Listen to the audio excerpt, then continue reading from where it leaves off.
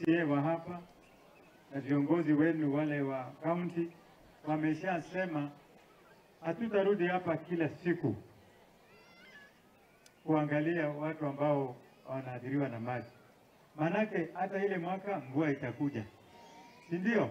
Hata mwaka ile ingine itakuja, maji itakuwa ni ile ile na watu bado watatoroka, si ndio? Kwa hivyo serikali yetu inafanya mpango ya kusuluhisha hii, kulete permanent solution. Tutaongea na gavana wetu wa hapa, Mama Anne Waiguru, ni mama mshupavu, mimi najua. Tutaongea na yeye, tutafute njia. Kama kuna shamba ya serikali pahali, watu watafutiwe, wahamishwe, wakae mzuri, si ndio?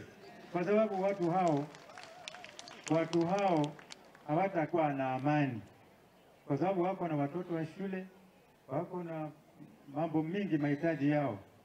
Mvua ikikuja hiyo kutoroka kurudi, si ati tulikuwa tu tumekaa ati hatuna kazi ya kufanya. Ni ukweli tumekaa hapa masaa mingi sana mheshimiwa, lakini amesema alikuwa Maimahio.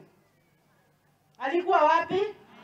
Na mnajua serikali iko na kazi mingi, serikali yako na kazi mingi amepewa. Tumekuja kusaidia watu tena. Hawa watu wote ni wetu. Shida ambayo iko tu hapo ni moja.